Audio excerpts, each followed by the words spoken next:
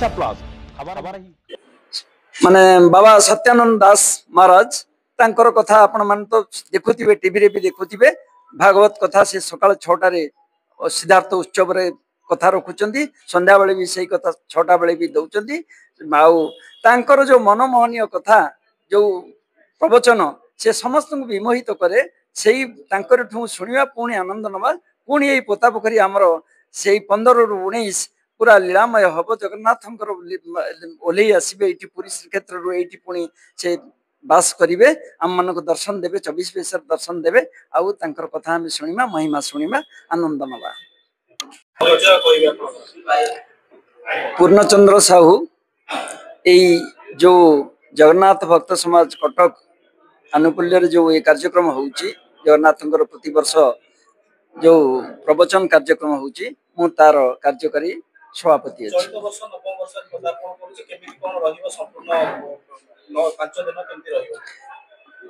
आमे विगत दिन मानक देखीचे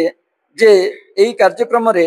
प्राय 5000 रु शेष दिन इवन 10,000 पाखापाखि लोक यही कार्यक्रम को आसंती आउ जगन्नाथ विषय शुणा जगन्नाथ विषय जानापी बहुत संख्यार लोक उत्साहित होकर आसंती 24 बेस भी प्रदर्शन हम प्रथम 108 कलश आम पोता पोखरी माँ मान द्वारा अन्य कटक अन्य जगह जो माँ मैंने अच्छा से 108 कलश शोभा यात्रा करके स्थापन करेंगे प्रथम दिन रु ये कार्यक्रम आरंभ हम आउ शेष दिन महामहिम राज्यपाल जमीक कहले आम मुख्य उपदेष्टा महोदय डॉक्टर प्रभात रंजन विश्वाल आसबे महामहिम राज्यपाल उद्यापनी संध्या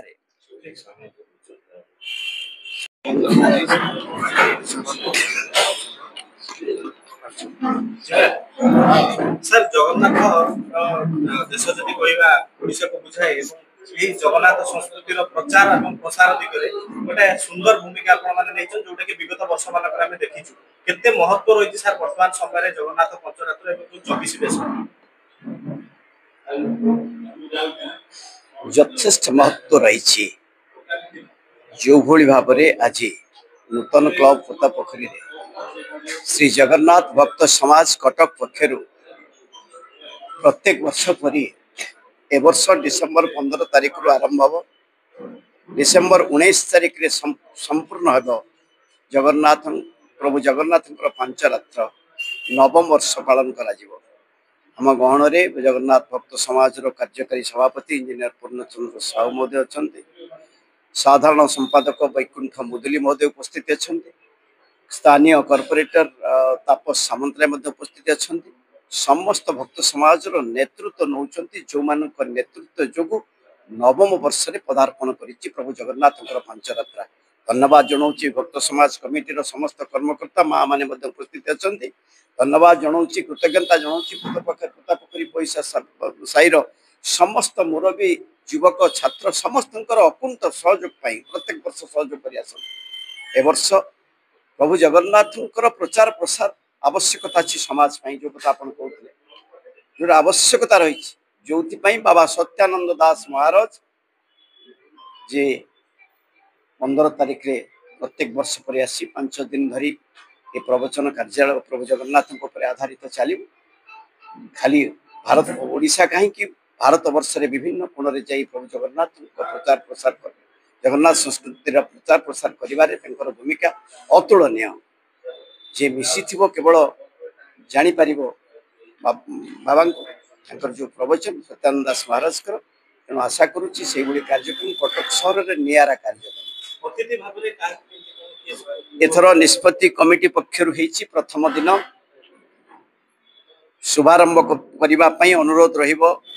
जिलापाल महोदय डीसीपी महोदय पुलिस कमिश्नर महोदय मेयर एवं प्रत्येक दिन विभिन्न राजनैतिक दलर नेतृत्व को मध्य निमंत्रण करा एवं शेष दिन निष्पत्ति करा जायछि कमिटी पक्षर महामहिम राज्यपाल महोदय को अनुरोध करा राज्यपाल महोदय को मध्य कमिटी पक्षर अनुरोध करा उद्यापनी संध्या जोगदेवाई ये कार्यक्रम प्रस्तुत करा जायछि आशा करुच्ची आपण माध्यम अंतत डिसेम्बर 15 रु 19 पर्यंत जो भली भाव भक्त समाज प्रत्येक वर्ष कार्यक्रम करा जाए प्रत्येक संध्यारे प्राय 5000 ରୁ 7000 जनसाधारण समागम रहे। आशा करुचे ए वर्ष प्रभु जगन्नाथ आशीर्वाद जगन्नाथ श्री जगन्नाथ भक्त समाज कटक जो प्रयास आरंभ करा जायछि आशा करुचे ए वर्ष प्रभु आशीर्वाद शांति श्रृंखला सहित समापन है।